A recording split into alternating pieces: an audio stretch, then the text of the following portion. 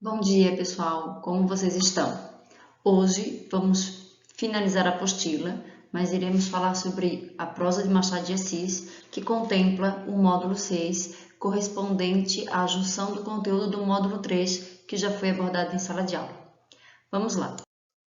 Bom, já sabemos quem foi Machado de Assis, já temos uma característica de várias características do realismo que diferencia também do naturalismo, principalmente trabalhando com a literatura no Brasil.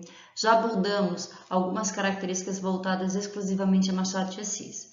E dando continuidade, a gente vai tocar um pouco mais adiante, algumas curiosidades, né? Então vamos lá. Primeiramente, esse módulo aborda alguns aspectos biográficos de Machado de Assis, como, por exemplo, a questão do determinismo, né? Determinismo é uma das ciências em que o realismo aborda. No entanto, o Machado de Assis não acredita no determinismo, por isso nós colocamos que não se aplica na sua vida. Por quê? Porque o que se entende por determinismo, né, gente? Determinismo, na verdade, é... o homem é o produto do meio. Como Machado de Assis, ele era pobre, negro, analfabeto, com vários problemas de saúde, né? A princípio, se levasse isso em consideração, o produto do meio dele seria uma pessoa que continuasse vivendo a vida que lhe foi imposta.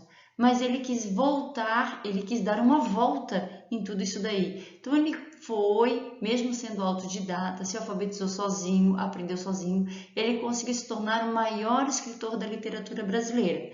Então, nesta questão, o determinismo não se aplica na sua vida. Não significa que a gente não encontre questões do determinismo dentro da obra de Machado de Assis. Isso é questão biográfica, né? Outra questão interessante é que a sua produção ela é amplamente diversificada. Então, nós sabemos que o Machado de Assis ele não se contentou em apenas escrever um tipo de gênero textual, né? Ele escreveu contos, romances, crônicas, poemas, peças. Ele traz uma amplitude de sua obra para que a gente possa conhecer um pouco de cada dentro da sua filosofia de vida, né? E ele, mesmo que tenha características do realismo, mesmo ele se enquadrando na característica do realismo, ele teve a sua fase romântica antes do realismo. O que ele escreveu na fase romântica? Ele escreveu poesias, né? Ele escreveu poesias, só que como havia um tempo, uma transição entre o romantismo e o realismo, as características que permeavam a sua obra estavam mais dentro do realismo, embora a poesia apresentava algumas características românticas. Vamos lá. A visão do mundo frente a Machado de Assis, né? Então, assim, algumas das características mais importantes. Análise das profundezas do homem, atemporal e universal, psicologismo, né? O que seria esse análise das profundezas do homem? Ele analisa o cidadão, ele analisa o ser humano, ele analisa o indivíduo com uma psicologia única, ou seja, quem ele é, o que ele faz, quais são as suas ações e por que ele faz determinadas ações. Então ele vai além do que a gente possa imaginar. Ele analisa o ser humano na sua íntegra e toda a sua análise, toda a sua obra é considerada atemporal e universal porque nós conseguimos ler em qualquer momento, em qualquer época e ela aparenta ser sempre algo atual. Por quê? Porque ela traz a característica do cidadão. Ela não faz alegorias do cidadão, né?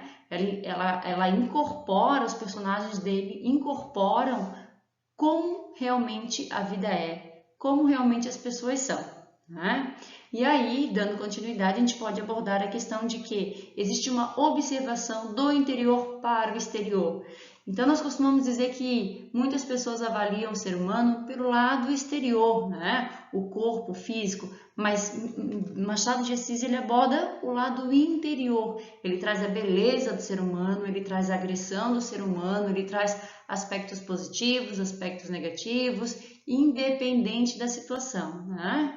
E aí ele tem uma tendência ao pessimismo. Por quê? Porque nós percebemos que seus maiores personagens são os excluídos de uma sociedade, são os que não seguem o padrão que é imposto pela nossa sociedade. Então, nós temos aí um personagem que é marginalizado, que é excluído, como prostituta, como mendigo, como pessoas de má índole. Enfim, ele aborda um padrão que a sociedade quer excluir, que não quer nem perceber o quão grandioso é esse trabalho e o quanto deve se trabalhar com esse tipo de pessoa.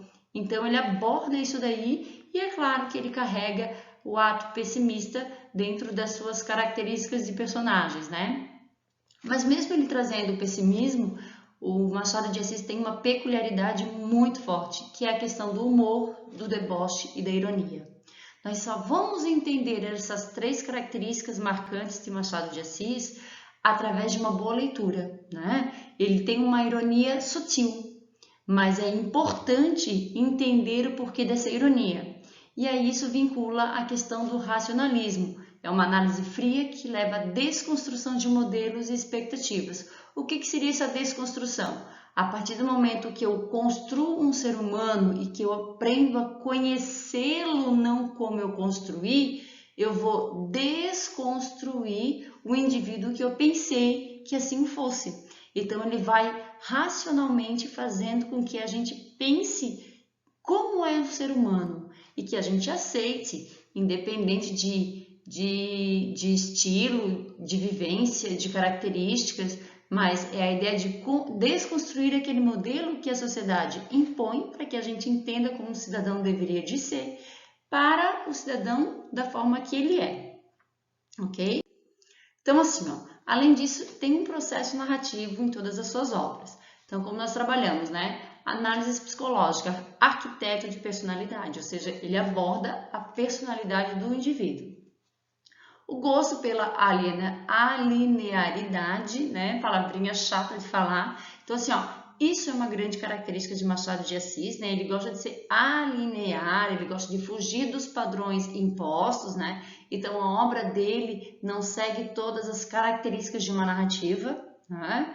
Ele aborda grande parte da sua obra o processo da digressão, que é uma interrupção da sequência narrativa. O que seria essa interrupção? Ele traz um discurso oral dentro dos seus capítulos, né? Então, isso implica em comentários, em explicações, em reflexões, para que o leitor possa ter durante a leitura dos capítulos que ele carrega essa digressão. Então, isso é uma peculiaridade de Machado de Assis. E se ele faz com que o leitor reflita sobre algo que ele venha colocar, ele está dialogando com o leitor, que é um dos maiores objetivos da sua obra, né? E quando ele dialoga, há um pensar, há uma ação, há uma reação, né? E aí a explicação da própria obra vem vinculada ao diálogo com o leitor, como nós temos em Memórias Póstumas de Brás Cubas, né? Qual é o efeito de tudo isso? Ele tem quebra de ação, uma narrativa lenta, né? Não significa uma narrativa longa, tá? Nós temos ali uma narrativa curta, mas é lenta porque ele é um pouco detalhado. Tem a interrupção da catarse, né? O que seria essa catarse? É uma libertação psíquica que o ser humano tem da sua vivência. Então, ele se liberta de alguns padrões para que ele possa ter a sua própria vida, né? E aí ele procura manter o leitor mais consciente das ações dos personagens, o que leva o personagem a fazer determinadas ações. Sem que a gente pré-julgue, a gente acaba refletindo sobre o porquê que ele chegou a fazer determinada ação. E isso leva uma reflexão e uma ação, né? Onde eu penso o porquê, e aí eu penso em trabalhar a causa e não somente a consequência, né? Tudo isso permeando em capítulos curtos, como já foi trabalhado, e narrador em primeira pessoa, que é uma também das características mais importantes de Machado de Assis. Tá? Os personagens, como já falei, ele tem um caráter reprovável. Para quem que é reprovável? Para a sociedade que impõe determinados padrões, né? Então, assim, ó, existe uma dissimulação do ser humano, a questão da vaidade, a questão da ganância, a questão do interesse.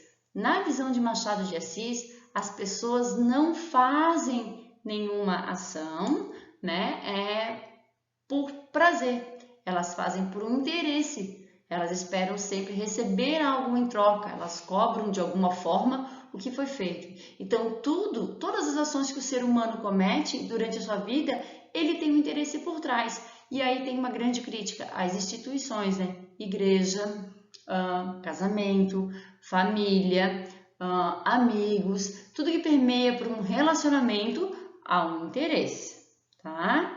Bem, galera, na verdade, essas são as características, nós vamos ver mais adiante na apostila 2, mas esse slide, essa explicação é o que vocês necessitam para abordar o módulo 6 e fazer as suas atividades referentes ao conteúdo, ok? Beijos e bom dia, boa tarde, boa noite, vai saber, né?